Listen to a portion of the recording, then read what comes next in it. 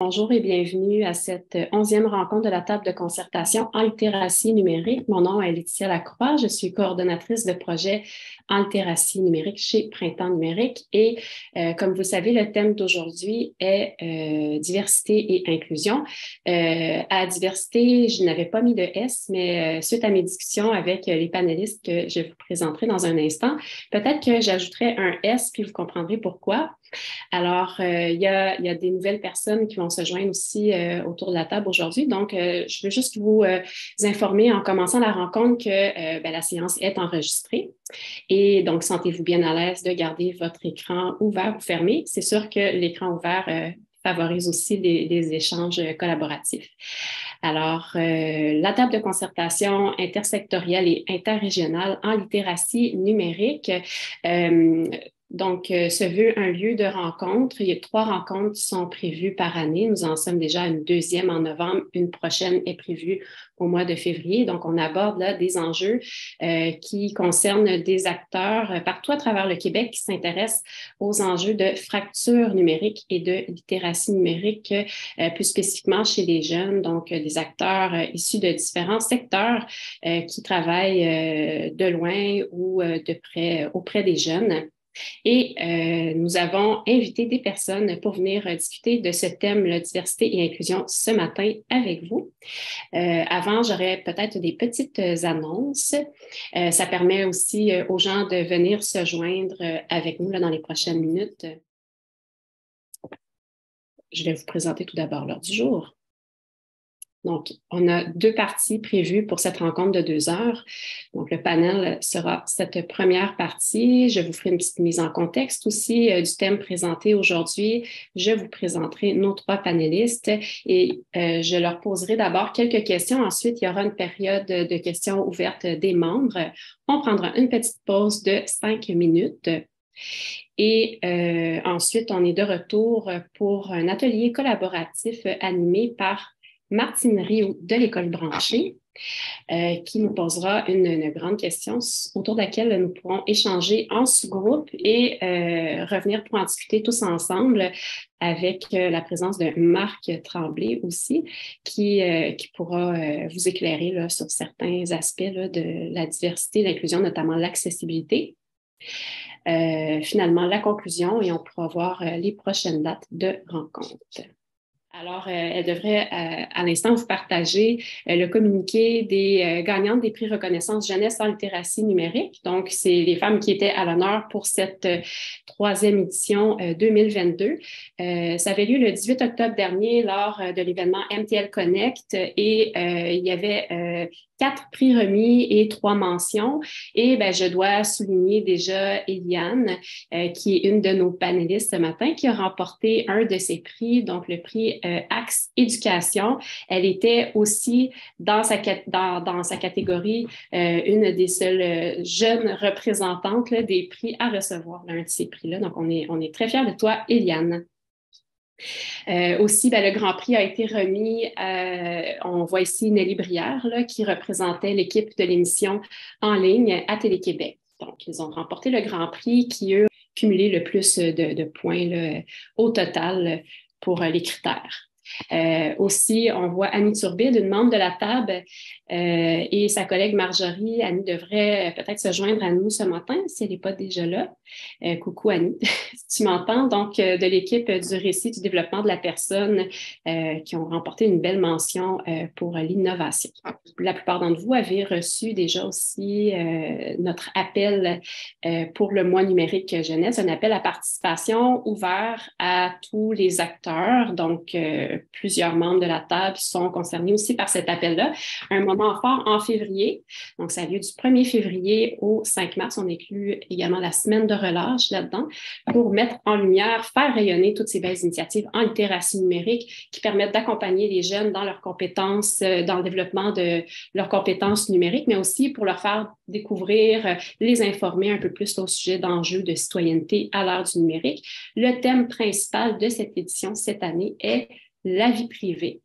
Et on vous annoncera aussi une rencontre d'information pour ceux qui aimeraient en savoir plus, qui ont des questions, qui pensent peut-être à présenter une activité ou une ressource dans le cadre de cet événement, puis qui se questionnent encore. Donc, je vous enverrai un petit courriel à ce sujet. Je peux peut-être vous souligner aussi qu'au Printemps numérique, en lien avec le thème d'aujourd'hui, on conduit un projet de recherche-action et nous en sommes à notre deuxième phase de recherche. L'étude a été menée par Amina Yacoubi, docteur sociologue, au sujet des femmes en tech. Donc, ça pourra peut-être vous intéresser. Ce sera publié sous forme de livre blanc et lancé lors du mois numérique jeunesse en février prochain. Donc, je vous partagerai cette information aussi au moment venu. J'aimerais aussi, avant vous présenter nos panélistes, au nom du Printemps numérique, reconnaître que nous sommes situés en territoire autochtone, lequel n'a jamais été cédé.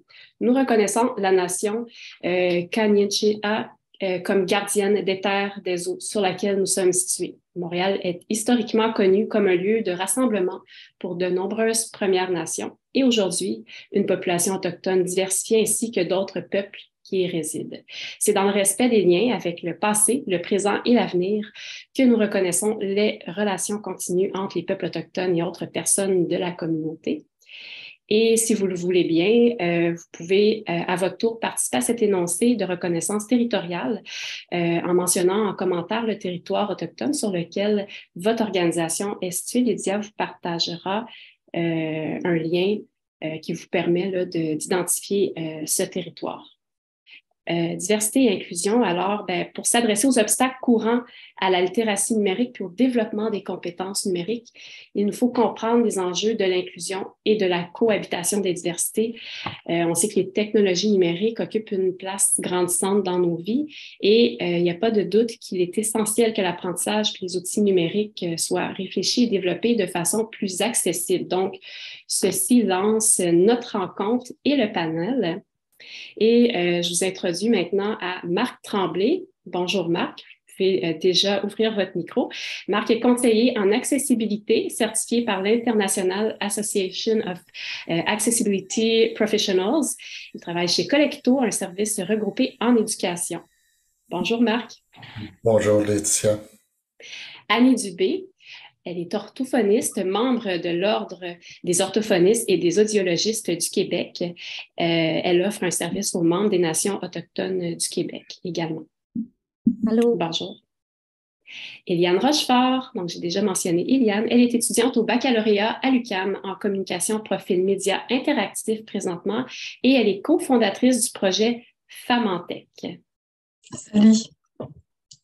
Bonjour Yann. Alors Marc, bien sûr, conseiller en accessibilité, a une vision peut-être plus universelle en ce qui a trait à la diversité. Annie pourra nous apporter un angle au niveau là, de la diversité culturelle avec son expérience auprès des communautés autochtones. Et Eliane, bien sûr, est une fière et jeune représentante là, des filles et femmes en tech pour nous éclairer aussi sur la question de la diversité de genre. Alors, je vais juste rappeler le déroulement de cette première partie de panel. J'ai quelques questions que je vais poser à nos panélistes. La première question, vous aurez 3 minutes pour y répondre. Les prochaines, environ 1 minute, c'est pas plus grave si on déborde un peu, bien sûr, de la minute. Alors, à la première question qui est, quels sont les enjeux de diversité et d'inclusion qui causent obstacle à la littératie numérique puis au développement des compétences selon vous? Me présenter, écoute, tu l'as bien fait. Je suis conseiller en accessibilité numérique. J'ai une formation en éducation spécialisée, en sociologie aussi, développé tout un bagage en design UX, en design d'expérience utilisateur. Et je me spécialise surtout dans l'accessibilité de l'expérience utilisateur. Et des enjeux, oui, il y en a vraiment beaucoup, mais mettons une des premières, la plus simple. Tu sais, on parle beaucoup de EDI, d'équité, diversité et inclusion. Et malheureusement, tu sais, quand on veut être inclusif, on oublie l'accessibilité j'ai rencontré beaucoup de conseillers en EDI ne sachant pas du tout c'est quoi l'accessibilité. Et pour moi, la base même d'un environnement numérique, je dirais, inclusif, doit être accessible. C'est le minimum requis, à mon sens. Et je peux vous dire qu'actuellement au Québec, autant dans les sites web, dans les outils, on est à peu près dans 80% des outils qui sont pas accessibles. Donc, c'est un enjeu pour moi très important. Et le troisième enjeu, pour moi, la cohabitation des diversités. De là, le titre d'aujourd'hui. Et parce que c'est ce que moi, je me rends compte avec mon expérience quand je travaille avec les organisations, c'est qu'on veut aider individuellement plein de catégories de gens, mais souvent, c'est pas toujours évident de travailler en amont puis voir que des fois, il y a des besoins contradictoires puis il faut faire des choix déchirants puis il faut avoir une vision plutôt holistique des choses. Et surtout quand on est gestionnaire ou on est peu importe le rôle, mais d'avoir ce point de vue-là plus global. La cohabitation, je pense, c'est le meilleur terme que j'ai pu trouver pour comprendre les interrelations. Puis on parle beaucoup d'intersectionnalité maintenant. C'est-à-dire qu'un individu peut vivre plusieurs diversités, peut vivre plusieurs différences. Puis quand on met les gens dans des catégories, ben on oublie, on passe à côté plein d'autres besoins que la personne aurait si on aurait un point de vue plus holistique. Donc, c'est ça, moi, je suis orthophoniste, puis c'est vrai que ça fait longtemps que je travaille avec des membres des Premières Nations du Québec, particulièrement les nations Anishinaabe en Abitibi, Témiscamingue, puis les nations Cri de la baie James, mais je suis aussi une personne bègue, et donc je fais partie de la neurodiversité. Et dans mon travail comme orthophoniste, ben, je travaille évidemment avec plein de gens qui font partie de la neurodiversité. À la question, c'est quoi les enjeux et les obstacles principaux? Ben, comme je travaille dans des régions qui sont moins densément peuplées que les grands centres, ben, on le voit, là, l'accès à un réseau Internet fiable, ça peut être un enjeu encore présent là, quand on est loin en campagne ou en forêt. L'éducation et l'accompagnement des personnes qui ont moins accès facilement à des outils technologiques, à une connexion Internet fiable, ben cet accompagnement-là, il n'est pas si facile que ça à trouver. Je dirais que là, j'ai vu une initiative que j'ai trouvée vraiment chouette. C'était l'année passée. J'ai vu des formations spécifiquement pour les administrateurs autochtones afin de se familiariser à la suite Microsoft. Mais c'est comme si on prenait pour acquis que ces gens-là connaissaient déjà ça et qu'il n'y avait pas de formation pour eux avant. Là, mais là, ça, c'est quelque chose qu'on a vu que je trouve vraiment super. Là, mais de ne pas prendre pour acquis que les gens connaissent les logiciels de base pour se servir des ordinateurs. Pour moi, ça, c'est quelque chose que je vois encore aujourd'hui. D'autres genres d'obstacles que je peux voir, c'est aussi d'être familier ou non avec des programmes ou des applications que dans les grands centres, on prend pour acquis, comme payer son stationnement avec une application sur son cell. À Val-d'Or, c'est nouveau de l'année passée qu'on fait ça. Fait c'est sûr que ma mère, si elle peut plus mettre de 25 cents là, dans le parcomètre, ben, ça va pas bien là, pour payer le stationnement en ville. Fait que c'est des enjeux auxquels on ne pense pas nécessairement, mais il y a des personnes qui sont très, très, très loin des compétences numériques que les personnes qui décident et qui développent les programmes logiciels ne tiennent pas compte nécessairement. Là. Ça fait le tour, je passerai le micro à Eliane. Oui, ben bonjour. Si je peux peut-être rebondir sur ce que tu viens de te dire, genre la compréhension des technologies. Les technologies prennent beaucoup d'ampleur pour des personnes justement que ça peut être nouveau pour eux parce qu'ils n'ont jamais été confrontés. Pour les jeunes aussi, c'est une compréhension de ce que ça implique, les technologies, tous ces nouveaux domaines, tous ces nouveaux métiers qui sont en train de se créer. Donc, ça, moi, je suis plus par rapport à la parité de genre, puis pour la place des femmes, puis des personnes non-binaires dans cet écosystème-là. Donc, ça serait, je pense, justement, un des obstacles, ça serait juste simplement de montrer cette visibilité-là sur ces domaines-là, de partager cette compréhension des technologies pour que les jeunes filles plutôt comprennent c'est quoi la technologie, puis où est-ce qu'elles pourraient s'y trouver. parce que c'est un cercle. Après, si elles voient que les technologies, c'est plus un milieu masculin, puis qu'il y a moins de représentation féminine, elles ont moins de mentors sur qui se baser. Donc, ça fait en sorte que peut-être elles vont rester dans leur parcours typique. Les femmes se voient plus, là, infirmerie, peut-être éducation, ça rentre dans les clichés, mais tu sais, sans le vouloir, elles sont poussées à reprendre ce même genre de chemin-là. Donc, ça serait ça, je pense, un des principaux obstacles, là, ça serait vraiment, je pense, la visibilité puis la compréhension, parce qu'il y a des nouveaux métiers émergents comme les jeux vidéo, ce genre de trucs-là, qu'à Montréal, on est un des pôles mondial, littéralement. Tu sais, c'est des métiers que même pour un parent, d'entendre son enfant dire je vais aller faire des jeux vidéo, ça n'a pas l'air d'un métier nécessairement concret et authentique et je vais pouvoir faire ma vie avec ça. Donc, ça serait cette compréhension-là des technologies le plus tôt possible pour tous, même, c'est pas juste pour les femmes, là, vraiment pour qu'on puisse mieux se situer rapidement dans cet écosystème-là qui a besoin de cette diversité-là et cette inclusivité-là pour grandir puis innover davantage. Donc, je pense que ce serait ça pour ma réponse sur les obstacles de l'inclusivité. Bien, merci, Eliane. On y va avec une série de questions un petit peu plus rapides ensuite pour environ 1 minute. Et on commencera avec Annie comme première intervenante. Alors, comment pouvons-nous contribuer à une meilleure inclusion à travers nos différents rôles sociaux, pensez-vous? Et de quelle façon devons-nous réfléchir et développer de façon plus inclusive les outils numériques? Ben, tu sais, moi, je fais de la télé-orthophonie, donc j'aide des gens qui ont des difficultés de communication à travers des outils comme Zoom. Puis moi, je trouve que le rôle qui est évident pour moi, c'est un accompagnement, c'est prendre le temps, peu importe le statut qu'on a, prendre le temps de montrer aux gens puis de partager le savoir qu'on a. Puis, de quelle façon qu'on devrait penser les outils numériques, là, je pense qu'on aurait intérêt à s'inspirer de ce qui a été fait pour les personnes avec des difficultés de communication, parce qu'il y a des outils qui existent pour aider des gens à communiquer sans leur voix ou sans être capable de lire. Fait qu'il y a un paquet de choses qui a été fait qu'on pourrait juste intégrer de façon plus universelle, puis ça rendrait ça plus accessible à des gens. Puis d'ailleurs, un titre d'exemple, là, il y a la voix de synthèse. Là. Maintenant, il y a des grosses entreprises qui font pratiquer leur programme par des gens qui parlent, mais des gens avec des variétés de français.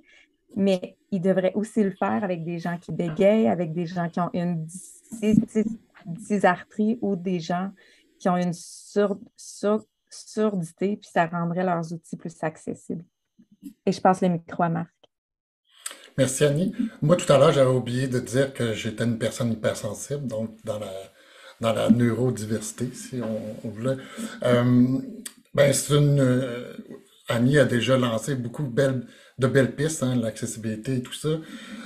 Moi, ce que je fais, tu sais, avec les organisations, avec mes clients, c'est vraiment de revenir à une approche de gestion et design inclusif beaucoup plus globale. Souvent, on va travailler en micro dans le développement d'un outil numérique. Tu sais, il y a plein de parties prenantes qui viennent dans le développement d'un outil numérique. Mais tu sais, souvent, on me demande à quel moment on intègre l'accessibilité dans le processus. Ma réponse est toujours la même.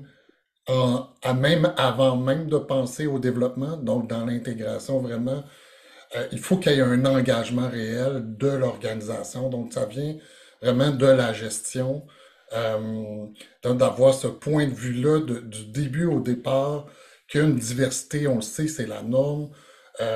Notre clientèle, il y a une diversité, même si elle est invisible. Il y a beaucoup de diversité invisible.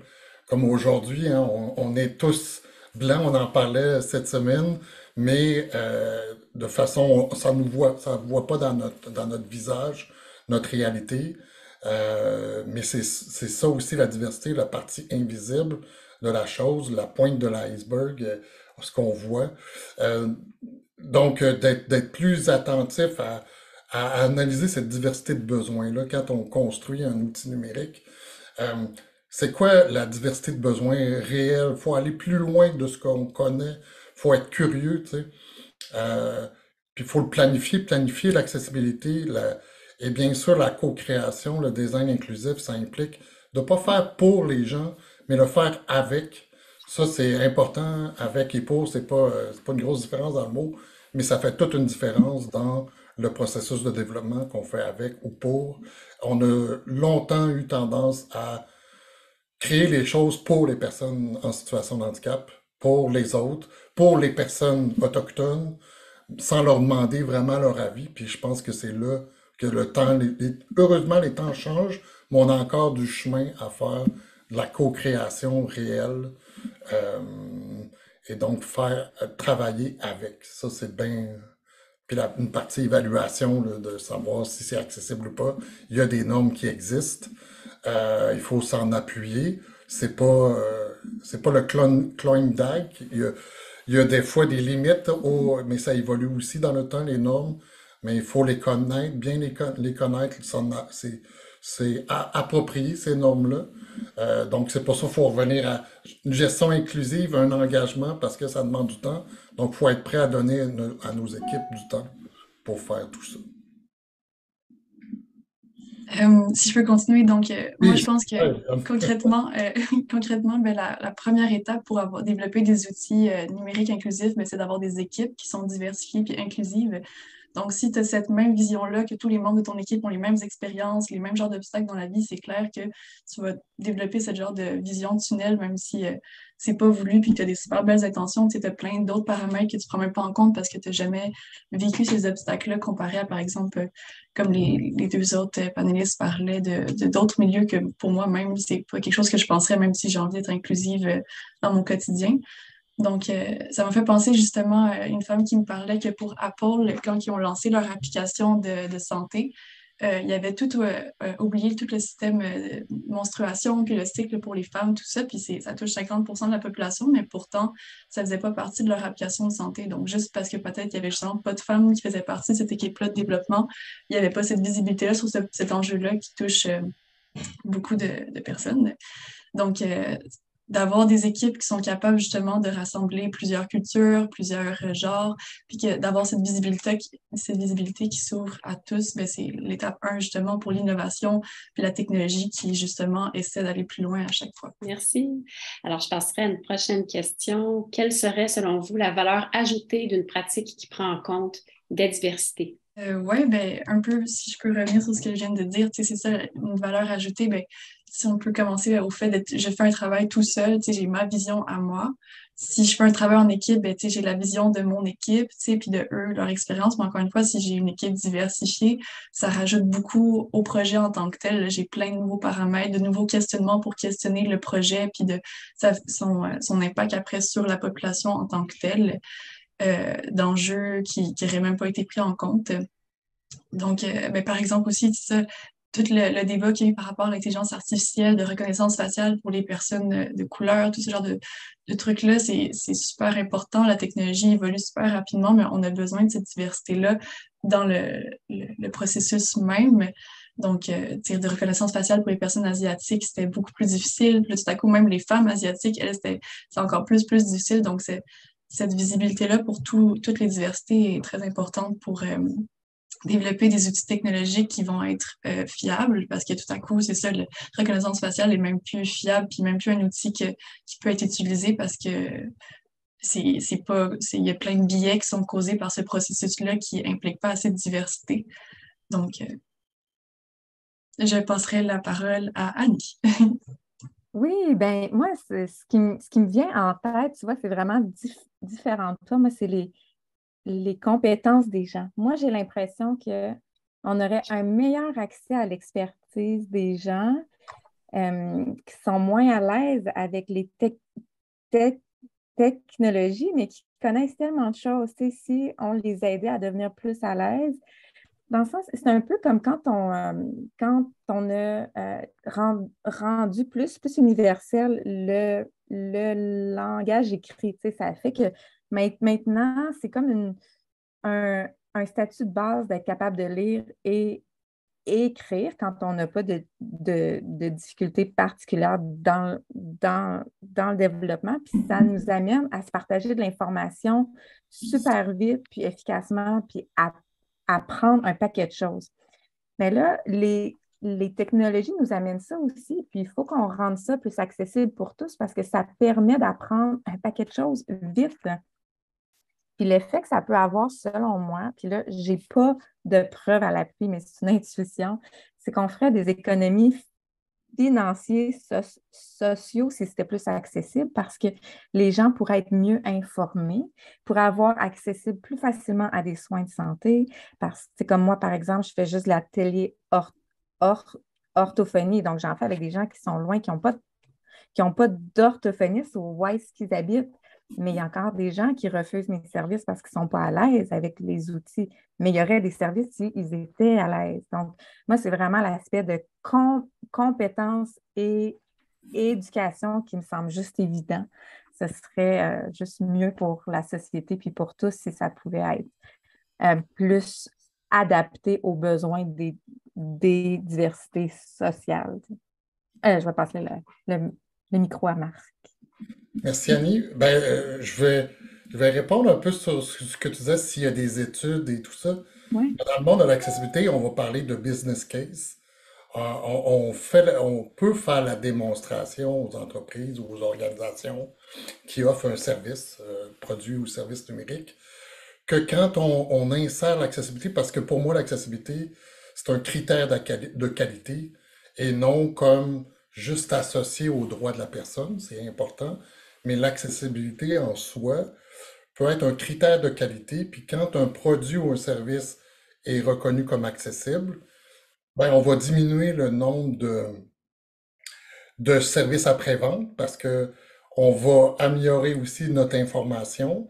Donc, on va améliorer nos communications. Donc, on peut voir, même s'il y a un coût associé au départ, il y a quand même, si on le répartit sur le service après-vente et tout ça, il y a comme une valeur ajoutée qui vient, comme ben, on améliore notre branding, je dirais ça ainsi en bon québécois. On améliore, donc on améliore l'image de marque, on améliore les services après-vente. Donc oui, il y a possibilité de faire ce qu'on appelle un business case pour évaluer pour vrai la valeur ajoutée. Il y a des critères qui se font. Sinon, tu sais, une équipe diversifiée, pour moi, c'est que ça assure de ne pas avoir d'angle mort. Parce que quand on développe quelque chose, on design quelque chose, que ce soit un cours ou peu importe ce qu'on développe, si on est juste dans une équipe homogène, c'est sûr qu'on va avoir des angles morts et on va s'en rendre compte justement quand on lance le truc, parce qu'il y a des utilisateurs qui vont nous dire, ouais, mais ça, je peux pas l'utiliser parce que moi j'ai tel besoin. Puis fait que quand on a une équipe diversifiée, il n'y a rien de mieux d'être accessible si on a une personne qui est non-voyante. Fait qu'elle nous dit, ben, tu sais, nos outils, là, je comprends pas, tu sais, je n'ai même pas accès à l'information que vous me donnez. Fait que ça force un peu, justement, à élargir nos angles. Fait que ça, c'est, pour moi, les équipes diversifiées, c'est fondamental. Puis ça nous permet aussi d'avoir un point de vue vraiment global de la situation, de ce qu'on veut faire. On a un but, on a un objectif, on veut y aller. Mais si on n'a pas ce point de vue global-là, ben c'est sûr qu'on va en échapper. Puis, euh, c'est reconnu quand une équipe diversifiée, la cohabitation se passe bien, parce qu'on a tous des exemples de mauvaise cohabitation d'équipes diversifiées, que ce soit une personne autiste qui a des comportements, peu importe qui. Mais quand c'est bien fait, quand il y a une belle cohabitation, on va voir que c'est beaucoup plus efficace comme équipe pour résoudre des problèmes complexes, en fait. Parce que justement, on peut avoir tous les angles. Fait que c'est plus facile de solutionner. On n'a pas à se casser la tête. C'est pour ça que c'est le fun parce que Annie, elle a une expertise. On se connaît depuis longtemps. Elle a une expertise. Quand je fais appel à d'autres qui ont une vision, ben c'est sûr qu'on a moins. Pourquoi je retravaillerais quand il y a d'autres personnes qui ont beaucoup plus de connaissances et de compétences dans ce qu'ils font? Merci, Marc. Je vous lancerai une dernière question. Alors, ben, selon vous, quel devrait être le rôle des gouvernements et institutions? Donc, tu peux continuer, Marc. Ah, grande question. C'est une grande question parce que, tu sais, c'est sûr que faut pas non plus mettre toute la responsabilité sur le gouvernement et les gestionnaires. Je pourrais élargir aux institutions. C'est une co-responsabilité pour moi. Le rôle du gouvernement, pour moi, c'est d'être justement le chef d'orchestre de cette cohabitation-là. De faire des lois. Au Québec, on n'a pas encore de loi d'accessibilité. Et je peux vous dire, j'ai un client à Ottawa, en Ontario, et ils ont une loi d'accessibilité beaucoup plus restrictive. Et on voit la différence dans, je dirais, nos discussions, puis de la façon qu'on va. Une bonne loi cadre, ça aide tout le monde à bien se comprendre où on veut aller. Ils sont obligés d'avoir un plan d'accessibilité. Ils sont obligés, donc, c'est pas mauvais non plus d'avoir certaines obligations pour, après ça, pouvoir susciter justement cet engagement-là. Fait que je pense que, tu sais, ici au Québec, on a un standard, la SGQRI, mais c'est très mince. Il y a pas, quand un collège me demande, je suis obligé de le faire, ben, ma réponse est oui. Puis est-ce que je vais avoir des remontrances? Ben, la réponse est non. Fait que c'est sûr que déjà, je vois dans les yeux des gens de ah bon, ben si je suis pas obligé. L'humain est ce que l'humain est. S'il n'est pas obligé, on va mettre ça sur la liste de c'est pas urgent. Euh, donc, je pense que le rôle du gouvernement et des institutions, c'est ça, c'est d'avoir ce leadership-là dans l'accessibilité, dans la diversité, dans l'inclusion. Le leadership est essentiel pour mener à bien tous ces projets-là. Sans leadership, je peux le voir, parce qu'après ça, ça va être des initiatives du genre, hey, je vais faire mon courriel accessible. Cool. Tu sais, des petites initiatives, c'est très bien. Mais si on n'a pas un point de vue systémique, on ne pourra pas jamais changer les choses. Pour moi, c'est pour ça que leur rôle, c'est pas la seule responsabilité, tu sais, mais euh, tout le monde est responsable de l'accessibilité à mon centre, là, de l'enseignant, de l'équipe aux gestionnaires, mais il y a un rôle important de leadership que j'invite aux gens du gouvernement, et je suis pas gêné, je le dis tout le temps, là, c'est pas, c'est important qu'ils le prennent. Ils commencent à le prendre, mais c'est très, c'est encore euh, euh, très peu réfléchi encore. C'est très organisé, je dirais. J'essaie de trouver un bon mot, mais bon, allons-y comme ça. En restant Ah, ça, politiquement correct aussi. oui, c'est ça, là, j'étais en train de filtrer à ce que c'est pour ça que ça a pris un délai. Euh, je passe la balle à Iliane. Oui, donc moi je parlais peut-être plus du côté institution, vu que justement je suis encore à l'école, puis c'est plus ces communautés-là que je rencontre justement avec mes différentes initiatives pour les étudiantes et tout ça. Donc, ben, je dirais que pour les institutions, ben, ça serait de mettre plus de visibilité sur leur programme justement aux filles, que si c'est que ce soit des filles qui viennent présenter les programmes peut-être dans les écoles secondaires, de mettre plus ces programmes-là de l'avant, de montrer qu'il y a des filles dans ces programmes-là, mais aussi de récompenser aussi, je pense, les filles qui sont déjà dans ces programmes plus technologiques, parce que l'année passée, c'est ça, j'ai été récipiendaire d'une bourse avec Chapeau les filles. Puis Chapeau les filles, c'est ça, c'est toutes des femmes qui ont gagné, dépendamment de leur domaine, dans des milieux plus masculins. Puis on s'est retrouvés, genre on était environ 30 femmes, puis chacune, tu sais, vivait des enjeux comme ça. Tu sais, c'est la seule fille de sa classe. Ils sont deux dans leur classe, mais le prof lui a dit non, tu sais, tu devrais peut-être pas être là, t'es pas assez forte pour être une soudeuse, blablabla. Tu sais, des commentaires que tu penses que ça existe même plus en 2022, mais que ça existe encore. Donc, pour ces filles-là qui sont seules dans leur classe, tu sais, qu'à la limite, justement, il y a des communautés qui se créent avec ces 2 étudiantes par chaque classe, de les récompenser, que ce soit avec des bourses ou des programmes autres. Donc, pour qu'au moins elles restent, parce que je pense que c'est ça aussi, tu sais, même si elles font le premier pas vers les technologies, ce serait qu'elles restent là, puis qu'elles continuent à avancer, puis qu'elles rejoignent le marché du travail, puis qu'elles rejoignent notre industrie, puis justement qu'elles contribuent à la littératie numérique. Donc, pour qu'elles restent, c'est ça, ce serait de les encourager de différentes façons, de créer des communautés, puis de les mettre de l'avant, de les valoriser justement pour qu'elles deviennent après elles des mentors, puis des exemples pour les plus jeunes filles qui, elles, sont à la recherche de ce qu'elles veulent faire plus tard. Donc, je pense que l'institution aussi, c'est comme vraiment la première étape là, avant la technologie, avant de rejoindre le marché du travail. Donc, c'est vraiment sur ça aussi qu'on devrait miser justement pour qu'il y ait une meilleure parité après directement le marché du travail. Elle passe toutes par les institutions scolaires. Donc, ouais, je pense qu'il y aurait encore du progrès à faire, mais c'est ça, tu sais, avec justement l'initiative, la bourse que j'ai, le chapeau les filles, tu sais, c'est des belles opportunités pour les femmes. Il y en a de plus en plus. Puis on sent qu'il y a un besoin par rapport à ça, mais je pense qu'il y a encore du progrès à faire là, dans ce domaine-là. Puis si je peux rajouter une dernière chose, c'est ça, ça serait pour ces institutions-là, de s'adapter aux besoins de ces femmes-là aussi, puis de rester à l'écoute de leurs besoins.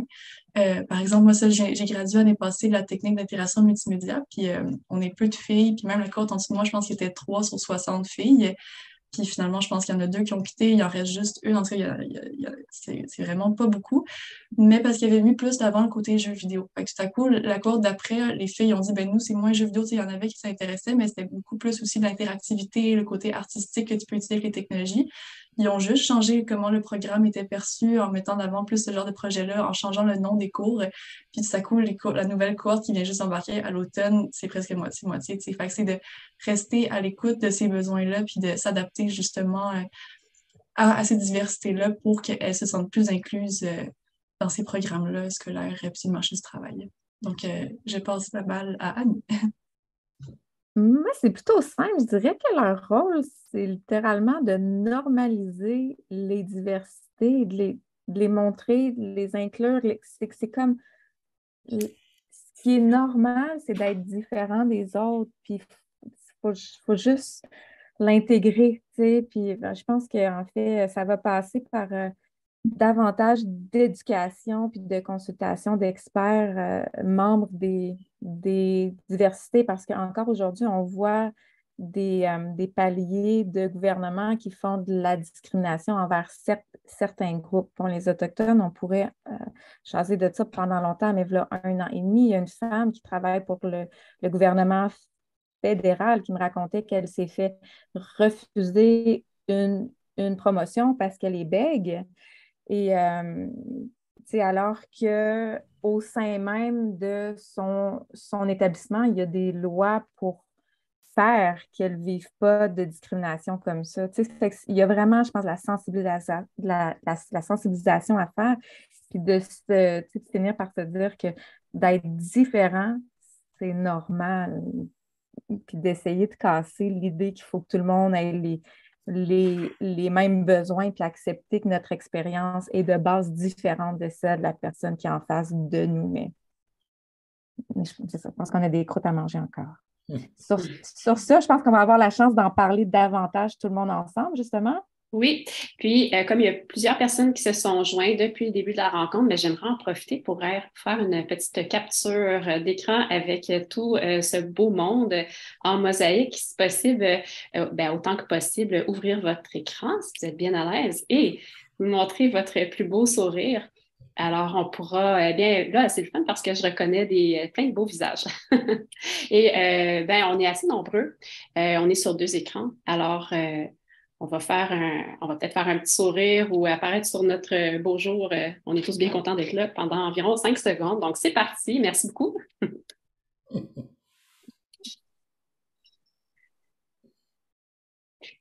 Donc, c'est fait pour moi. Je pense que mes collègues aussi ont pris les photos. Puis donc, si vous êtes bien à l'aise, nous, on publiera ce moment-là sur nos médias. Vous pourrez repartager aussi.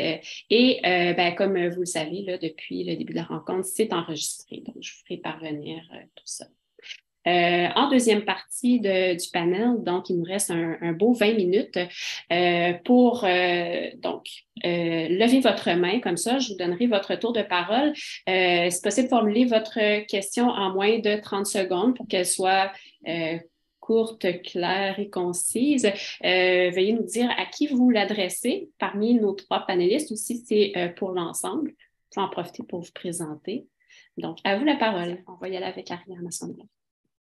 C'est sûr, ma question s'adresse plutôt à Eliane qu'aux deux autres panélistes. Nous, on vit une réalité en étant la boîte à sciences, on cherche à aller joindre la clientèle autant féminine que masculine. Dernièrement, on organisait une activité spécifiquement pour les filles. Puis là, ce qu'on entend à ce moment-là, c'est ben oui, mais là, vous excluez les garçons. Donc, on cherche à faire cette fameuse diversité-là. Mais il y a tout le temps une limite que ben, quand on choisit un comité ou un groupe, on se fait dire qu'on a exclu l'autre. Donc là, en ce sens-là, j'aimerais ça vous entendre sur la façon de faire là, dans votre rôle actuel. Oui, ben c'est ça. Moi, j'ai rejoint quand même d'autres initiatives aussi à partir de la mienne. Il y a Techno féminin, les filles et le cas, il y en a quand même plusieurs autres. Puis c'est quand même, c'est ça, c'est des activités que ça va vraiment être pour les femmes. Puis tu sais, ça va être des groupes de femmes. Puis je trouve que ça a une force d'entendre des femmes après parler juste au féminin. Puis cette espèce de woman power qui se crée justement, puis que tu n'aurais pas si moindrement ça aurait été justement mélangé hommes-femmes, puis que souvent aussi les hommes prennent plus de place, là, puis que les femmes, justement, ils vont attendre d'avoir la question parfaite. Peut-être, tu sais, là, de libérer cette gêne-là en créant des groupes plus pour les genre juste avec des femmes, je trouve que ça a quand même vraiment sa force. Donc, je sais pas exactement, toi, le milieu, pourquoi il y a eu ce commentaire-là. Je trouve ça assez drôle quand même, vu le problème de société qu'on a justement par rapport à la parité dans le milieu de travail. Mais personnellement, moi, c'est ce genre de moment-là que je trouve le plus fort quand c'est juste des femmes, de parler juste au féminin, puis de sentir que t'es pas tout seul. Tu sais, justement, les deux filles dans leur classe tout seules à la Polytechnique, en informatique, là, ces femmes-là sont pas tout seules. Il y a toutes ces autres femmes-là dans d'autres programmes qui sont prêtes à soutenir, à créer du réseautage, une communauté ensemble de mentors avec des femmes plus professionnelles. Donc, je trouve qu'il y a vraiment cette force à créer ça. Fait que peut-être ça serait des points que tu pourrais apporter justement pour continuer dans cette direction-là, tu sais, créer vraiment une communauté d'entraide entre ces femmes-là, sentir qu'elles sont pas tout seules, puis que justement, ça va peut-être les changer leur vision et technologie, puis leur gêne aussi par rapport à ça, là, de prendre plus la parole, d'avoir plus cette liberté-là après, lors de l'événement. Je trouve ça vraiment important. Oui, Annie? Oui, c'est ça. Moi, c'est quelque chose que je vois aussi avec les Autochtones parce que je travaille beaucoup avec le principe de Jordan, qui est une loi qui a passé, si vous voulez, c'est un principe légal qui force le gouvernement à donner des services aux enfants autochtones quand ils en ont besoin. Et ça fait que des enfants autochtones peuvent avoir plus de services que des enfants non autochtones. Et là, il y a beaucoup de gens qui se mettaient à dire, mais là, voyons, c'est pas juste, ça n'a pas de bon sens. Puis, ils ont vraiment bien défini à ce moment-là que le concept sous-jacent à ça, c'est l'égalité réelle. Donc, si vous voulez aller lire là-dessus, là, l'égalité réelle, ça implique qu'il y a certaines personnes à qui on doit offrir plus de services pour permettre à ces gens-là d'avoir des opportunités qui sont équivalentes à d'autres.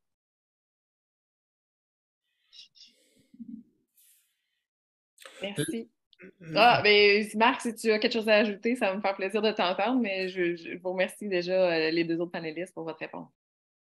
Ben, je voulais juste conclure, juste faire du pouce sur ce que Annie disait, tu sais, la différence entre équité et égalité, là,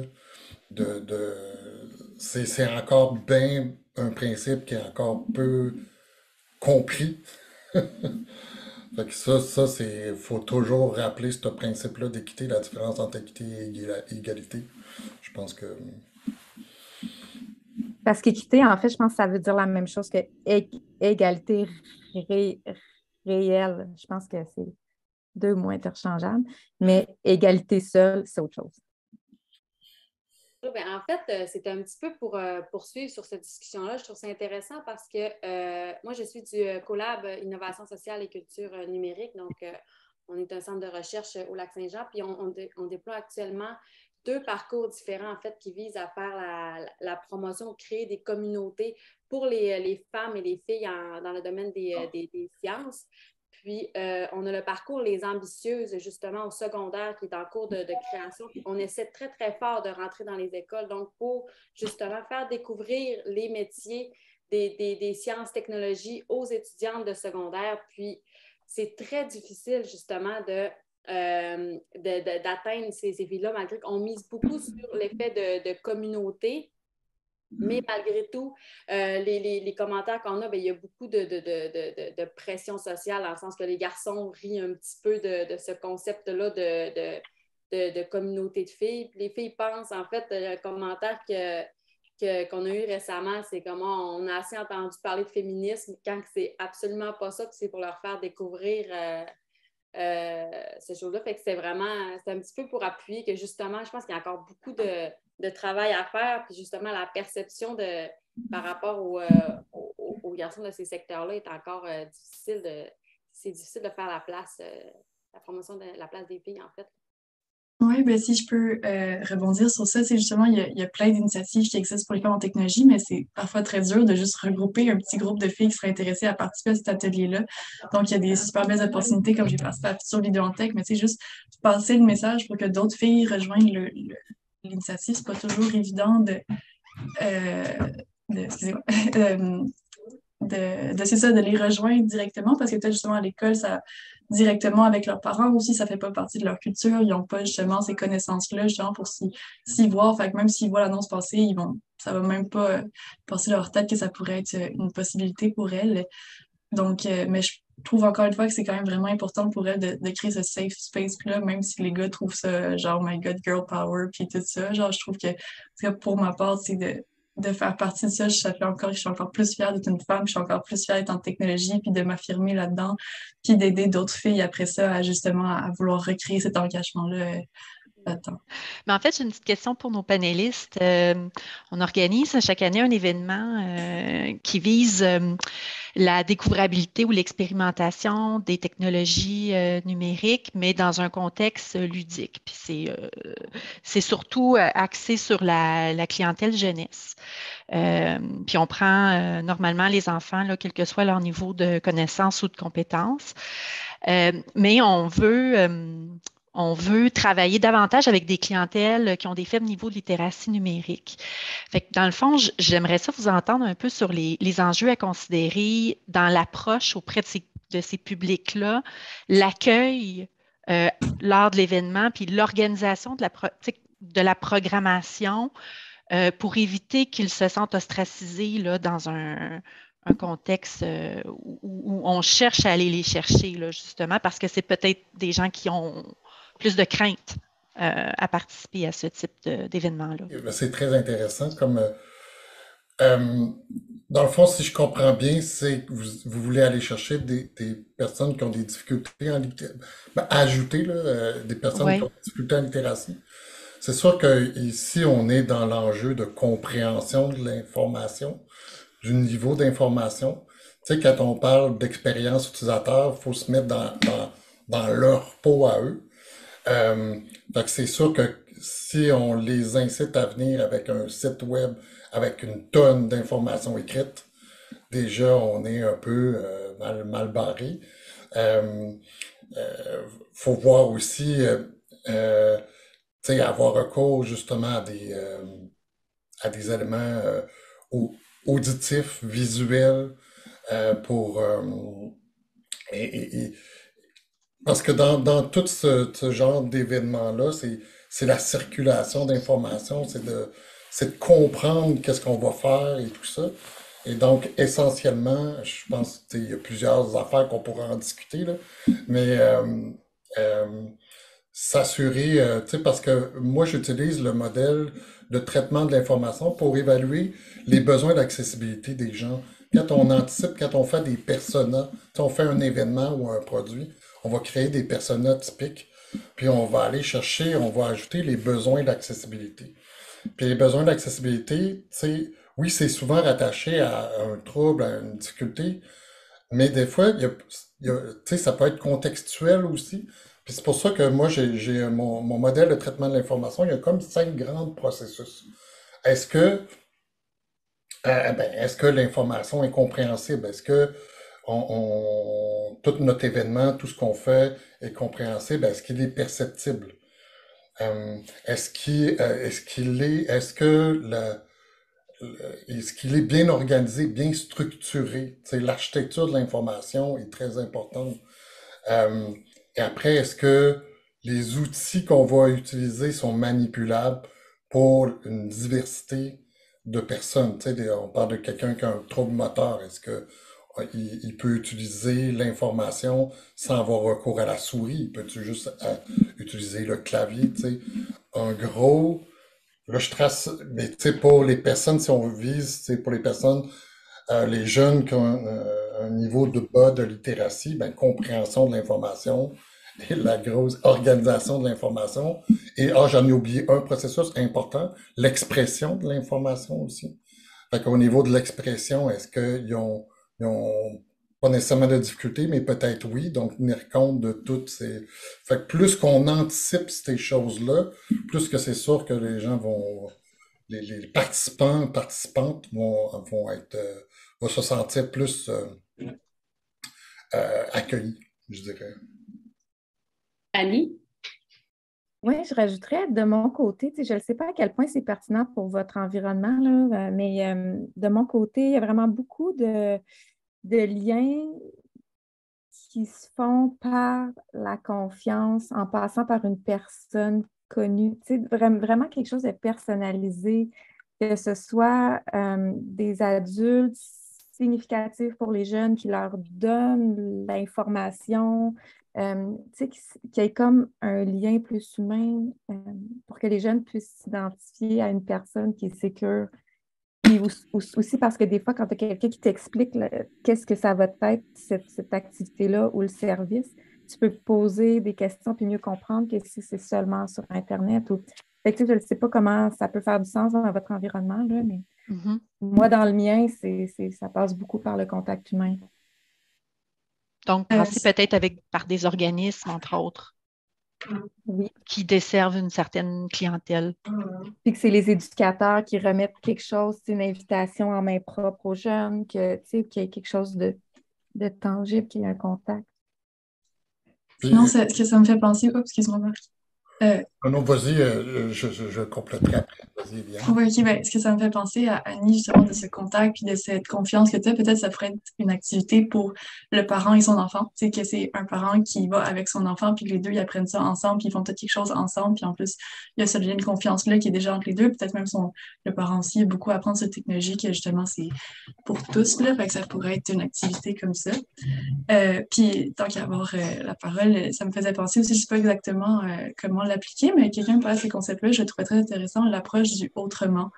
Au lieu d'aborder les technologies comme les technologies, la réalité augmentée, toutes les grosses technologies, c'est de prendre des choses du quotidien ou des métiers plus traditionnels, puis comment la technologie apporte à ces métiers-là, de démystifier la technologie, pas juste les grosses technologies, ben dans le métier de médecin, la technologie, comment elle vient le autrement avec la technologie, puis de faire des liens comme ça fait peut-être moins peur pour justement quelqu'un que pour lui, la technologie, c'est une affaire scientifique, puis c'est... Marc, tu peux continuer. Moi, je voulais juste dire que Annie l'a abordé la question de représentativité, là. Tu sais, d'avoir quelqu'un, un adulte. Tu sais, on fait ça souvent dans le monde. On va prendre une liste de gens connus, des Léonard de Vinci, puis qui ont réussi malgré qu'ils ont des difficultés. Tu sais, je pense que ça, c'est important que les jeunes sentent que ça se peut.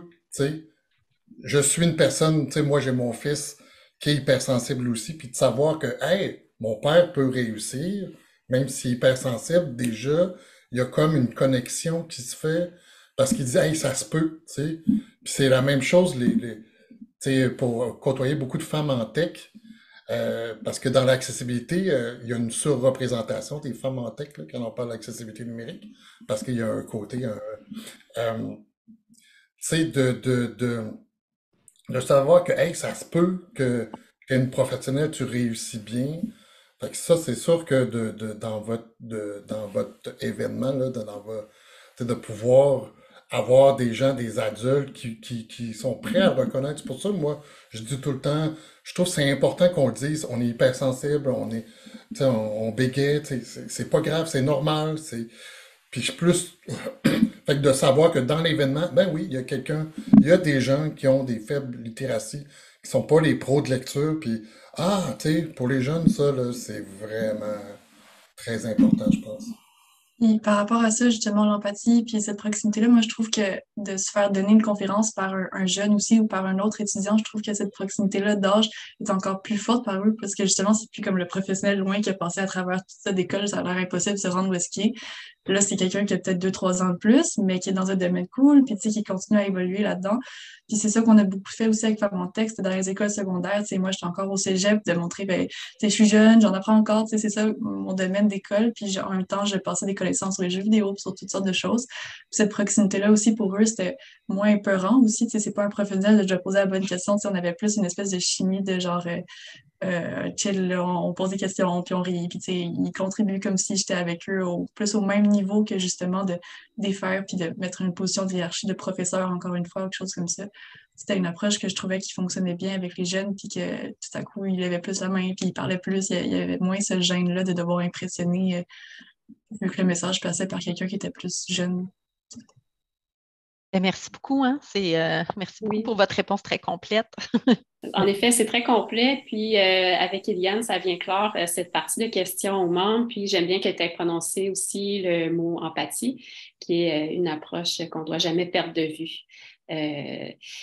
Surtout quand il est question de diversité et d'inclusion. Et puis, on va avoir un petit 5 minutes de pause qui est toujours très apprécié là, pour aller prendre une gorgée d'eau ou passer à la toilette. Puis, au retour, bien, je vous présenterai Martine Rioux de l'École branchée qui animera avec Marc l'atelier collaboratif. Alors, pour cette deuxième partie, ben, j'introduis déjà Martine Rioux qui en est pas sa première participation aussi à nos rencontres de la table de concertation. Donc, bienvenue Martine. Bonjour. Donc, je ne t'entends pas, par contre. Tu m'entends pas? C'est mes écouteurs. C'est pour ça que je me posais la question. C'est bon, tout le monde m'entend? Oui, là, c'est les retours de pause, hein, des fois, c'est un peu comme ça. Là. Alors, bienvenue Martine. Puis aussi, Martine, tu es donc rédactrice en chef au magazine L'École branchée. Alors, je te laisse te présenter. Puis aussi, tu as une question pour nos membres, pour aller discuter en première partie en sous-groupe, puis on reviendra en grand groupe. C'est bien ça? Oui. Bien, en fait, bonjour tout le monde. Merci d'être là ce matin pour discuter d'inclusion, de diversité à travers les outils du numérique et notre quotidien aujourd'hui. En fait, je vais juste présenter brièvement l'École branchée pour ceux qui ne nous connaissent pas. L'École branchée, c'est un média qui s'adresse principalement aux professionnels de l'éducation du primaire et du secondaire dans leur intégration du numérique en classe, donc dans tout leur développement professionnel. Donc, parmi les activités de l'École branchée, on note le magazine dont je vous reparlerai un petit peu plus tard. Donc, et il y a un fil de nouvelles gratuit avec des actualités là, qui sont publiées pratiquement quotidiennement. Ensuite, à l'École branchée, on a aussi des formations créacan qu'on appelle c'est des formations auxquelles les professionnels là, peuvent assister pour se former sur différentes technologies ou pratiques en lien avec le numérique en éducation. Et finalement, on a des guides pédagogiques Scoop qui sont des guides clés en main pour proposer là, des activités d'intégration et de développement là, de la compétence numérique à l'école. Donc, le magazine de l'École branchée est publié 3 fois par année, en français et en anglais maintenant. Notre numéro, je voulais mettre dans le clavardage, là, notre numéro de l'automne qui était sur la recherche en éducation. Et on a un numéro qui sort aussi dans quelques semaines qui va être sur les traces d'apprentissage. Donc, comment colliger les traces d'apprentissage des élèves. Puis, ça ouvre un peu la porte à l'inclusion et la diversité parce que ce ne sont pas tous les élèves qui apprennent de la même manière. Donc, pour certains élèves, ça va être plus facile, par exemple, de témoigner d'un apprentissage à l'oral qu'à l'écrit. Donc, les traces d'apprentissage peuvent être de plus en plus diversifiées. Donc, on accompagne les enseignants dans cette nouvelle façon de faire-là. Et notre prochain numéro, qui va sortir ensuite en avril prochain, aura pour thème l'éducation inclusive, la cohabitation des diversités. Donc, pour ceux qui étaient là avant, pendant le panel, vous l'avez entendu cette expression, la cohabitation des diversités, qui vient de Marc. Et avec qui je collabore pour la préparation de ce numéro-là. Donc, et on aura d'autres collaborateurs. Là. Je vois Marie-Josée Arnois qui est là, du récit en adaptation scolaire, donc qui va être aussi collaboratrice du numéro. Et puis, quand Laetitia nous a approché là, pour parler en me disant que le sujet de la table aujourd'hui serait sur l'inclusion et la diversité, je croyais que c'était une belle occasion d'aller voir ce qui se passe sur le terrain, comment c'est vécu présentement la diversité et l'inclusion. Puis, je sais qu'il y a des gens dans l'assistance qui ne sont pas nécessairement directement dans des écoles ou des milieux éducatifs ou scolaires, disons, mais je pense que je veux que vous vous sentez concernés aussi. Puis, je vais être vraiment dans l'inclusion, justement, parce que je pense qu'il y a vraiment des apprentissages et des façons de faire d'un milieu à l'autre on a tous à apprendre les uns des autres. Puis, il y a des pratiques qui vont émerger dans un milieu X qui pourrait être reproduit dans un autre milieu. Et je pense que c'est ça aussi la beauté de la table ici, c'est qu'on a des profils, des horizons différents, des profils diversifiés et on a tous justement à apprendre les uns des autres. Puis cette thématique-là, justement, très rassembleuse, puis on le voit, là, c'est vraiment sur toutes les lèvres aussi, c'est de plus en plus une préoccupation. Puis je pense que plus on partage, plus on met en commun nos apprentissages, ça peut faire émerger puis faire propulser en avant encore plus les pratiques. Donc, les discussions qui vont avoir lieu aujourd'hui pourront servir là, justement d'inspiration ou je ne sais quoi, mais on va certainement en prendre en considération pour la production là, du magazine qui s'enclenche pour le printemps prochain. Donc, voilà. Puis, on va vous faire travailler en petits groupes, en sous-groupes pendant une quinzaine de minutes, comme l'a indiqué Laetitia. Et on a une question qu'on souhaite vous lancer. Je ne sais pas si vous voulez préciser des choses avant, Laetitia, sur le fonctionnement du Jamboard ou... Non, ça va. En fait, comme Martine vient de le nommer, ce sera votre outil collaboratif. Oui, peut-être. Donc, vous le voyez bien apparaître à mon écran. Alors, en rappel, la petite mise en contexte, si vous voulez vous y référer, puis aussi des définitions de la littératie numérique. Ça peut être bien comme on parle de diversité et inclusion ici comme enjeu qui pourrait causer obstacle à la littératie numérique. Donc, des fois, on veut se mettre d'accord aussi sur qu'est-ce que la littératie numérique. Donc, j'ai mis une définition aussi un petit peu plus générale provenant de l'UNESCO. Puis, quand on s'attarde aussi à la question des jeunes, c'est sûr qu'il est question d'inégalité, de fracture numérique. Donc, qu'est-ce que ce concept-là? Et puis, Marc nous partage aussi une définition libre de diversité. Donc, elle englobe beaucoup de personnes et j'essayais de trouver qui a été oublié là-dedans et je ne vois pas. Donc, ça peut être intéressant aussi. Ensuite de ça, pour chacun des groupes, il y aura 4 groupes. C'est Lydia qui lancera les breakout rooms au moment venu. Vous avez chacun votre page. Puis là, on voit déjà la question apparaître. Oui. En fait, c'est ça. En fait, vous allez avoir une quinzaine de minutes en sous-groupe pour discuter de comment vous faites cohabiter les diversités dans votre organisation présentement. Donc, de toutes les façons possibles. Puis plus particulièrement, on voulait vous interpeller là, sur 2. Là, vous voyez dans le bas là, des pages, il y a les opportunités et les enjeux. Donc, comment vous faites en ce moment les actions concrètes? On peut aller dans le très, très concret de ce qui est fait chez vous. Mais aussi, c'est quoi les opportunités que vous voyez en ce moment pour aller de l'avant avec de nouvelles initiatives favorisant l'inclusion de tous et aussi certains enjeux qui sont identifiés. Puis justement, on pourra revenir par la suite pour en discuter tous ensemble et peut-être trouver certaines pistes de solutions à ces enjeux-là. Bonjour tout le monde. En fait, j'espère que les discussions ont été bonnes et fructueuses chacun dans vos équipes. Puis en fait, je commencerai par un tour de table. On va faire un tour de table des équipes.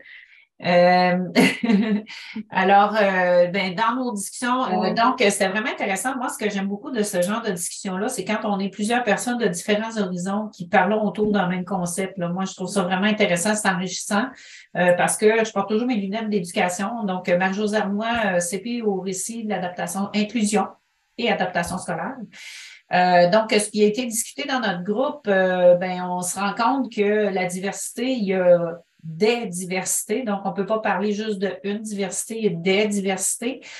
Donc, il y a les diversités qu'on est confronté au scolaire, mais il y a aussi quand on est en entreprise, quand on accueille des personnes immigrantes aussi, réfugiées. Donc, il y a toutes sortes de diversité. Donc, les enjeux, c'est de dire, ben oui, on veut bien respecter la différence, mais il ne faut pas oublier non plus les particularités de chacun pour que ça redevienne comme tout le monde dans le même moule, là, tu sais. Donc, il faut faire attention à ça aussi, de respecter les particularités. On se parlait aussi beaucoup, ben, on est des intervenants, donc on veut on veut voir ce changement-là dans notre société, mais est-ce que nous, à notre niveau, au niveau des employés, au niveau de l'entreprise, quels sont nos gestes, nos paroles de diversité? Est-ce qu'entre employés, on est dans cet accueil-là finalement? Écoutez, on a parlé aussi de développer des formations spécifiques aussi pour les formateurs. Peut-être qu'on ne la connaît pas, cette diversité-là. Donc, d'être informé aussi sur je vais y aller avec mon domaine. Là. On va parler de TDAH, par exemple. Quelles sont les particularités du TDAH? Mais sans leur mettre une étiquette nécessairement, mais le fait de comprendre comment ils fonctionnent, ça va aider peut-être, que vous pouvez en avoir dans votre entreprise. Les TDAH, je vous dis, c'est pas juste à l'école, là, ça existe. Après l'école, ça continue. Là, OK? Donc, pas parce qu'on a sorti de l'école, ça n'existe plus. Donc, tu sais, de comprendre aussi en entreprise, quel est le mode de fonctionnement de ces gens-là là, au niveau de la neurodiversité? Marc, je suis sûre que tu es super content de tous les mots que je viens de dire. Là. Ensuite de ça, on se penche aussi vers... Pardon? Je dis vraiment. Vraiment. On s'en va aussi au niveau, on a pensé à l'écriture épicène aussi inclusive. Donc ça fait partie de nos enjeux, mais c'est aussi une opportunité de démontrer notre ouverture à la diversité. Donc, oui, on fait attention. Puis là, c'est ça que je donnais comme exemple. Je dis, on utilise des fois le point médian ou encore les parenthèses quand on veut ajouter du féminin masculin. Sauf que quand on pense aux utilisateurs de synthèse vocale ou de lecteur d'écran, ça ne fonctionne pas. Donc là, ça dépend à qui sont nos destinataires. Donc, il faut tout penser à ça là, dans le choix d'écriture ou ce qu'on dépose. Mais ça, on va s'en parler, Marc, une autre fois. Et pas juste de dire, on a fait de l'inclusion, on a cocher, là. Tu sais, c'est pas une liste à cocher, il faut qu'il y ait vraiment une intention, des démarches sincères qui sont en arrière de ça. Je prends mon heure. Et donc, c'est aussi, c'est l'image d'entreprise aussi qui est gagnante de ça, là, d'aller vers quelque chose de plus sincère. Donc, on peut dire, oui, la petite sirène, on l'a mis noir, OK, check. Donc, tu sais, il faut aller plus loin que ça. Il faut aller dire, bien là, on veut offrir des modèles pour nos différentes personnes qui sont avec qui on travaille parce qu'il n'y a pas qu'un modèle. Donc, je ne sais pas, mon équipe, vous avez peut-être des choses à rajouter là sur, j'espère que j'ai bien fait. C'était parfait. Oh, merci, Elissa. Ben, c'est super intéressant, vraiment. Là. Je pense que c'est ça met bien la table. C'est bon. Je pense que vous avez fait un bon tour. Et tu vois, je viens tout de dire ça, puis je vais être obligée d'être contradictoire. Je dois absolument quitter et ne pas être à l'écoute des autres équipes. Donc, je suis vraiment désolée de vous quitter comme ça. Ben, tu vas avoir accès, accès au tableau. On s'en reparle bientôt. Bye-bye. Merci beaucoup pour cette Merci à toi. Bye-bye. Merci. Donc, est-ce qu'il y a quelqu'un qui veut se lancer, rebondir sur ce qui vient d'être dit ou un porte-parole d'une autre équipe? Mais l'équipe 1, je peux me lancer pour résumer ce qu'on a pu dire pendant notre 10 minutes. Fabrice Marcoux, agent de développement culturel numérique pour la Fédération de la télévision communautaire autonome du Québec. Donc, bonjour tout le monde. J'ai manqué malheureusement la première demi-heure, alors je me permets quand même de prendre la parole pour mon groupe, mais on était un beau groupe avec des gens de différents milieux aussi, puis c'est vrai que c'est une richesse avec les gens du milieu de la santé qui ont développé un projet d'entrepreneuriat, Anne Nguyen, par exemple, et Marie-Claude Riverain de Collecto et Charles Gosset de Technocompétences, avec Marc Tremblay comme coach. Et donc, on a pu faire un peu le tour des solutions qu'on adopte dans nos organisations, mais il y a aussi beaucoup d'enjeux qui sont ressortis. On a réalisé que la perspective dans laquelle on aborde la réponse à la question joue un rôle à ce qu'on va faire ressortir aussi. C'est des fois des enjeux compréhension des grands principes et qu'on les applique de manière systémique. Et des fois, c'est des enjeux d'opportunité, comme vous le dites, de pouvoir avoir accès à des populations qui ont besoin qu'on les accompagne et ça facilite un travail d'inclusion. Mais dans mon cas, par exemple, avec l'inclusion communautaire, mes membres travaillent auprès des groupes communautaires. Donc, d'office, ils vont voir des situations où il s'agit d'intégrer des immigrants. Dans d'autres situations, dans le milieu de la santé, c'est peut-être plus au niveau de la gouvernance qu'il faut travailler parce que c'est le rôle de l'institution dans la gestion de tout le travail de structuration, justement, des rôles et des responsabilités. Donc là, il y a toujours un rôle d'éducation qui semble être le fil conducteur, le défi de former les gens, que ça vienne à la fois de la base et que ça soit repris par la direction. Et il y a donc, Marc, je pense, a fait ressortir la différence entre vouloir et pouvoir, là, qui est notre billet rose au coin de notre Jamboard. Donc, est-ce que c'est suffisant de faire que on a un concept qui circule dans l'organisation, mais il faut aussi, non, sûrement pas, il faut aussi vouloir l'appliquer de manière concrète avec des outils adaptés. Et puis, l'importance d'assurer la gestion de la carrière pour les nouveaux employés issus de l'immigration, des minorités, ça implique aussi leur permettre d'accéder à l'emploi, mais aussi de faire un suivi une fois qu'ils sont intégrés pour s'assurer que ça soit une situation qui est stable, par exemple. Donc, je vous invite à lire notre Jamboard pour les détails et ceux qui ont dans mon groupe pas pu écrire leurs idées, j'ai pas eu le temps de toutes les écouter, alors je vous invite à les rédiger parce que je n'ai pas pu prendre de notes supplémentaires parfois. Donc, merci de participer avec l'écriture aussi à cette synthèse. Merci. Juste pour mentionner que le Jamboard restera ouvert. Vous pourrez continuer à vous y référer. Puis, avec tous les liens que vous avez partagés en commentaire, bien sûr, je vous renverrai aussi ce lien pour le Jamboard en rappel. Oui. Je me permets d'ajouter, parce que c'était mon groupe, un élément super que j'ai entendu, c'est l'idée de formation à tous les niveaux pour créer une volonté de compréhension. Comment elle avait écrit ça? Bottom-up et top-down. Souvent, on adresse les formations à l'équipe de travail, mais on oublie les gestionnaires. Puis ça, c'est mon quotidien de day-to-day, là. C'est vraiment un besoin criant d'offrir des formations à tous les niveaux. Fait que je voulais bien qu'on le souligne. C'est bien, bien important. Ben merci Fabrice aussi. Merci Marc pour les compléments. Y aller, moi, avec l'équipe 2, j'ai un petit complexe là, par rapport à notre Jamboard. Quand je vois les Jamboards des autres, on a juste quelques post-it. On a bien discuté quand même. On a très bien discuté. Donc, je vais y aller avec nos opportunités. Ben, en fait, on voit qu'il y a beaucoup de préoccupations vers une écriture qui est plus inclusive, voire épicène. Donc, différents organismes qui étaient présents autour de la table mentionnaient ce souci. Et puis, donc, ça vient avec des solutions, là, des ressources. Donc, on va consulter des gens, on va chercher des alliés là-dedans pour s'outiller à le faire mieux et à le faire bien et à le faire toujours mieux. Donc, ça, c'est une belle opportunité. Davantage de travail en concertation autour des enjeux de diversité pour mettre en place entre autres, c'est Cédric qui nous parlait au collège, qui a un comité qui s'est créé pour essayer de favoriser cette diversité-là dans les actions quotidiennes. Ça vient avec des enjeux, par contre, qui est la diversité, puis là, c'est pas un mauvais jeu de mots, mais d'implication du corps enseignant, de par l'autonomie professionnelle. Il n'y a pas nécessairement d'uniformité au niveau de la façon d'attribuer du temps supplémentaire ou d'un temps universel là, aux étudiants ou aux élèves. Donc, voilà. Ensuite, opportunité aussi, moi, j'ai mis un lien vers la représentativité. On parle souvent des mots, mais la représentativité en images, elle est intéressante aussi, puis importante à se soucier.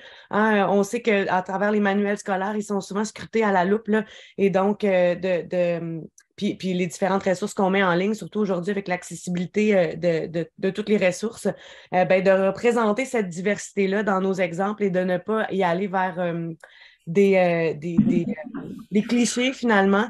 Donc, il y a une de nos collègues au Récit qui est en éducation à la sexualité qui a fait produire une série d'images libres de droit par une graphiste qui travaille avec nous. Elles sont libres, elles sont utilisables. C'est sûr que c'est autour des contenus en éducation à la sexualité présentement, mais si vous avez besoin, de les utiliser pour quoi que ce soit, ben, elles sont là. Fait que la diversité, c'est dans les mots, mais aussi c'est ça, dans le visuel. C'est ce qu'on voulait mettre de l'avant. Et finalement, le plus grand enjeu, qui est vraiment un enjeu intéressant sur les plans locaux, je veux dire, donc de nos organismes respectifs, mais aussi sur un plan plus social. Il y a des enjeux qui sont ressortis dans les médias dans les dernières années. C'est celui de inclure égale exclure. C'est difficile à comprendre. Puis là, je vous dis pas que c'est pas l'équation à retenir, mais que ça peut être difficile à comprendre pour le grand public, pour des non-initiés finalement, que un souhait d'inclusion peut amener à l'exclusion. Donc voilà, ça faisait partie des enjeux là, qu'on avait mis de l'avant. Merci Annie, ça résume bien les échanges qu'on a eus. On va y aller avec les derniers, mais non les moindres, l'équipe 4. Le porte-parole. On n'avait pas eu le temps, en fait, on a oublié de défier c'était qui le porte-parole. Je ne sais pas s'il y a une de mon équipe qui veut le faire, sinon je peux me lancer, puis au pire, vous viendrez me compléter après. Par rapport justement à l'enjeu de vouloir écrire de façon inclusive puis neutre, on m'avait partagé un outil que j'arrive pas à retrouver, mais qu'au pire, j'irai le rajouter plus tard dans le Jamboard. Mais c'est une intelligence artificielle online que tu passes ton texte puis il te traite pour voir si tu es plus masculin ou féminin dans ta façon de parler. Puis c'était une femme en HR qui m'avait parlé de ça parce que c'est ça pour les demandes d'emploi. Tu sais, souvent, tu sais, on cherche des employés issus de la diversité, mais au final, notre demande d'emploi même est biaisée puis parle plus à la communauté masculine, par exemple. Donc, c'était des outils comme ça qu'elle utilisait pour voir si son texte était vraiment inclusif ou pas. J'ai vraiment essayé de le retrouver, c'était vraiment une cool ressource à avoir, mais je lui ai écrit, j'aurai sa réponse aujourd'hui. Donc, c'était utiliser des outils comme ça pour la neutralité. Puis par rapport aux demandes d'emploi aussi, si je peux rajouter, elle, un truc qu'elle avait aussi, c'était de faire des demandes d'emploi plus résumées que des gros trucs exhaustifs avec beaucoup de critères. Parce que souvent, par exemple, les femmes, comparées aux hommes, les hommes vont être vraiment plus, je réponds pas nécessairement à tout, mais je vais quand même appliquer, je vais m'essayer. Les femmes vont peut-être avoir cette petite gêne-là de vouloir genre être parfaite pour appliquer. Donc, c'était des petits trucs comme ça qu'elle appliquait dans son quotidien en tant que recruteuse. Puis là, par rapport à mon équipe. Donc, nous, on avait quand même pas mal de bleus, c'était le fun. On avait,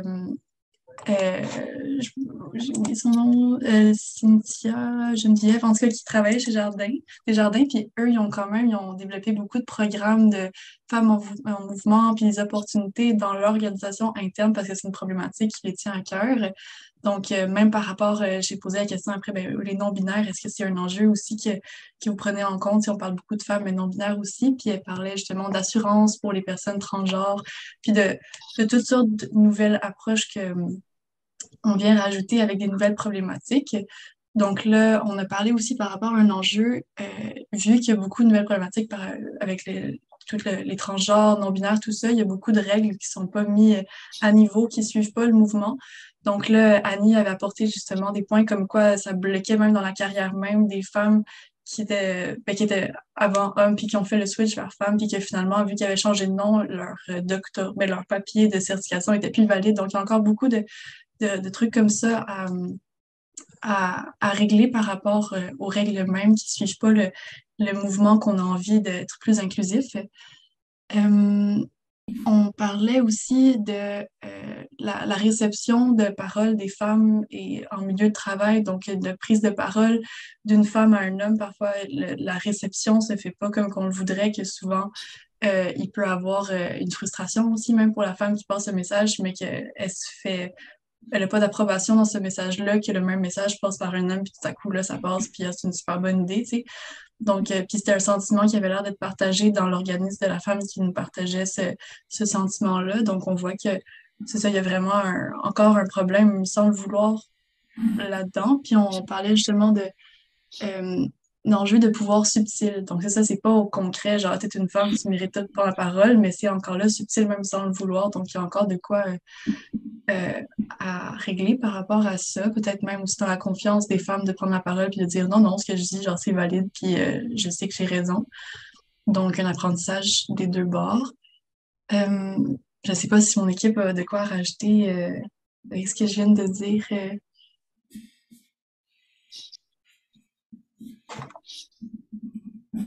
Ça Non, semble pas. Ça semble pas. ça semble pas. Ça fait le tour? Je pense que oui. Donc, Oui. c'est pas mal ça, je pense. Ben oui. Merci. Merci tout le monde. Je ne sais pas s'il y en a qui ont des choses à ajouter, là, peu importe dans l'assistance, il y a des personnes qui veulent ajouter, rebondir sur certains éléments. Peut-être que, en fait, on discutait entre nous tout à l'heure, et puis je disais que, bon, parfois on est plusieurs personnes à travailler un peu ayant les mêmes objectifs, et qu'il y a du travail qui se fait en parallèle, mais vu évidemment nos occupations, nos responsabilités, il y a des bris des fois de communication, puis alors que si on mettait nos forces, un peu comme on est en train de faire aujourd'hui, se réunir ensemble pour apporter du changement, pour devenir plus inclusif et tout ça. Donc, je me disais, par exemple, j'écoutais tout à l'heure avec École branchée, je fais partie aussi de EdTech. Je ne savais pas qui travaillait sur tel, peut-être que ça m'a échappé un courriel. Puis nous, ça fait plus de 20 ans qu'on travaille sur l'accessibilité, puis on travaille sur un cahier des charges de l'accessibilité. Bref, on fait plein de choses sur l'accessibilité, puis on va publier sur l'accessibilité by design. Alors, je me dis, bon, parfois, c'est le manque de l'opportunité de communiquer, de s'échanger, et il faut qu'on trouve des moyens pour le faire encore plus, je ne sais pas, pour pouvoir, parce que en fait, le fait de pouvoir se mettre à plusieurs personnes en force, je pense que c'est ça qui va amener encore plus de changements. Voilà, alors c'est juste une réflexion, puis de voir comment on pourrait davantage s'entraider dans ce sens-là, quoi. Je pense qu'un des rôles de la table, c'est justement ça aussi, là, de permettre à tout le monde de discuter, puis de se rencontrer, puis de poursuivre la discussion par la suite. Fait que justement, Nathalie, je t'inviterai à entrer en contact avec moi par la suite si tu veux discuter là, de collaboration avec l'école branchée ou autre. Oui, non, c'est sûr, mais c'est ça, c'est ce que je veux dire. C'est comme si, en fait, nous, on a fait une tentative de faire ça, de se faire ce qu'on a appelé un Inclus Lab. Et puis, même on travaille beaucoup avec Slack, vous savez, avec nos équipes sur les différents projets. Et puis là, on s'est dit, peut-être qu'on devrait amener tout le monde les personnes qui sont sur l'accessibilité, sur cet Inclus Lab, pour discuter, échanger des choses. Alors, ça permet de faire passer un petit peu l'information quand il y a des choses qui se passent, comme aujourd'hui, par exemple, cette belle rencontre d'aujourd'hui, parce que certaines personnes, peut-être qu'ils n'ont pas vérifié le LinkedIn, puis ils n'ont pas vu, puis voilà. Alors, juste une petite idée comme ça, je me dis, peut-être qu'on pourrait voir s'il y a quelque chose de mieux que ça, mais en tout cas, voir dans ce sens. Ah, c'est certain qu'on gagne à avoir... justement, plus d'échanges, plus de partage et tout. Si chacun peut avoir son rôle et des initiatives, là, c'est super. Super. Je t'invite aussi, Nathalie. Merci pour cette intervention. Puis je t'invite à rester un peu après la table si tu as envie d'échanger aussi. Tu sais, de l'apport des membres, vos suggestions sont toujours les bienvenues aussi pour optimiser nos échanges puis nos rencontres. Génial, merci. Là, c'est ça, je vois le temps qui file, donc je pense que c'est pas mal la conclusion. Merci. Merci, là, on a perdu des joueurs en cours de route, mais merci à tous. Là. C'est un peu normal là, à l'approche du dîner, mais c'était une superbe animation de ta part. J'espère que ça pourra alimenter un peu aussi ce prochain magazine. Là. Je peux rappeler le titre qu'il portera ou non, je ne l'ai plus sur mon écran. Oui, éducation inclusive, la cohabitation des diversités. Donc, apparaître au printemps. Donc, merci. 1er avril. 1er avril, ce n'est pas un poisson d'avril. 1er avril, du côté de l'école branchée. Donc, je vous remercie à tous de votre présence aujourd'hui, surtout à des interventions de nos panélistes qui ont généreusement partagé leur expérience, leur connaissance auprès de vous. Et prochaine rencontre, donc notre 3e rencontre à table de concertation, dans le cadre du mois numérique jeunesse, on pourra se pencher sur le thème qui est mis de l'avant pendant cette période-là, qui est la vie privée. Donc, je vous reviendrai avec le sujet le plus spécifiquement. Nous avons, l'année passée, pendant le mois numérique jeunesse, donc fait une rencontre en live avec une intervenante qui était Nelly Brière à ce moment-là. Donc, je vous sonderai au sujet de la vie privée. Encore là, quel angle vous souhaiteriez prendre? Est-ce que quelqu'un comme Nelly Brière, ou on peut penser à quelqu'un d'autre aussi qui pourra nous aider un peu à voir comment on aborde ces questions-là auprès des jeunes? C'est vraiment un thème très, très important, évidemment, sachant que les jeunes sont tous présents sur les médias sociaux, puis que c'est une forme de communication là, qu'ils privilégient maintenant. Donc, un grand merci à tous